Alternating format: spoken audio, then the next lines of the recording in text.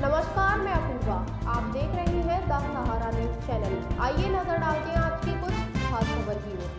बिहार में बढ़ते आपराधिक घटनाओं को लेकर विपक्ष द्वारा उठाए गए सवाल पर बिहार सरकार की मंत्री लैसी सिंह ने कड़ा पलटवार किया। उन्होंने कहा कि बिहार सरकार हर घटना पर विधिक समस्त कार्रवाई करती है और पुलिस भी पूरी तरह से सक्रिय है। मंत्री ने यह भी कहा कि बिहार सरकार में किसी को भी बचाया नहीं जाता और न ही किसी को फंसाया जाता है। लैसी सिंह ने तेजस्वी यादव पर भी निशाना साधते हुए कहा, तेजस्वी यादव को कानून व्यवस्था या विकास पर बोलने का कोई हक नहीं है। उनके माता पिता और पार्टी को 15 वर्षों तक बिहार में शासन करने का मौका मिला था, लेकिन उस दौरान बिहार में कानून व्यवस्था की स्थिति क्या थी, यह सब जानते हैं। नरसंहार, लूट और भ्रष्टाचार के आरोप उनके परिवार पर थे। मंत्री ने यह भी कहा कि हमारी सरकार कानून के तहत काम करती है और किसी भी अधिकारी या आदमी के खिलाफ कार्रवाई करने में कोई भेदभाव नहीं किया जाता। तेजस्वी यादव द्वारा मुख्यमंत्री पर उठाए गए सवालों का जवाब देते हुए लैसी सिंह ने कहा, मुख्यमंत्री नीतीश कुमार और हम लोग प्रगति यात्रा में व्यस्त रहते हैं, लोगों से संवाद करते हैं, जबकि विपक्ष बिना मुद्दे के बातें करता रहता है। विपक्ष द्वारा सरकार पर डी के टैक्स का आरोप लगाने पर मंत्री ने कहा, विपक्ष के पास कोई मुद्दा नहीं है, वे केवल बेतुकी बातें करते रहते हैं, उनके बोलने में कोई दम नहीं है। चेयरमैन प्रशांत कुमार सिंह की विशेष रिपोर्ट। 2 लोगों के घायल होने की सूचना डायल 112 के माध्यम से पुलिस को मिली थी। मामले का खुलासा हुआ है। लाइसेंस के लिए पूरा जो साजिश थी वो रची गई थी। क्या पूरा मामला, कितने लोग गिरफ्तार हैं और किस तरह से आगे कार्रवाई की जा रही है?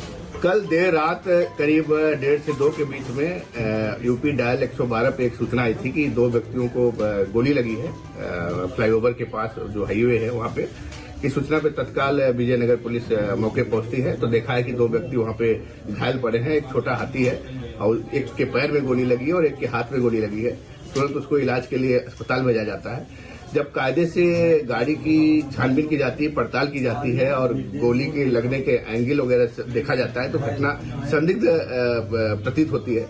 इसके बाद पूरा जब छानबीन किया जाता है और उनसे गहराई से कड़ाई से पूछताछ की जाती है तो एक बड़ा दिलचस्प खुलासा इसमें आता है कि एक लाइसेंस बनवाने के लिए इस तरह की घटना प्लान की गई थी।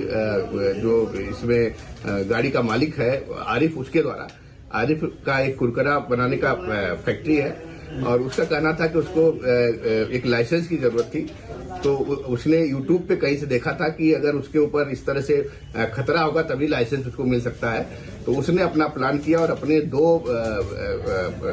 वर्कर्स को, जो उसके काम करते थे, अपने छोटा हाथी में कुरकुरा लेकर उसको भेजा और एक अन्य लड़के से उन दोनों को पैर और हाथ पे गोली मरवाई, हमला करवाया।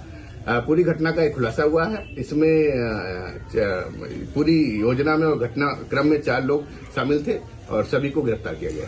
सर, ये गुलफाम और निर्देश जिनको घायल किया गया है और जो पूरे साजिश में भी शामिल थे, तो क्या इनको पैसे का लालच दिया गया था जो ये अब साजिश में अपने गोली लगवाने के लिए भी तैयार हो गए?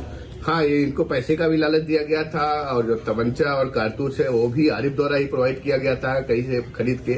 उस संबंध में गहराई से जांच पड़ताल की जा रही है। अभी कुल मिला के इस तरह से आप देखेंगे इसका खुलासा हुआ है कि लाइसेंस के बनवाने के लिए पूरा एक घटनाक्रम को अंजाम दिया गया। इन्होंने पहले भी किस तरह किसी घटना को अंजाम देने की कोशिश करी थी लाइसेंस के लिए?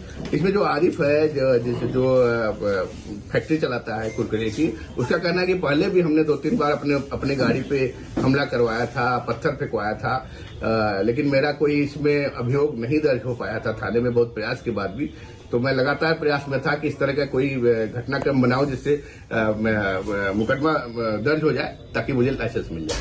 यदि आपने हमारा न्यूज चैनल सब्सक्राइब नहीं किया है तो पहले please the Sahara news channel को सब्सक्राइब करें, बेल आइकन को दबाएं, लाइक करें और आपको हमारा चैनल कैसा लगा कमेंट बॉक्स में लिखें।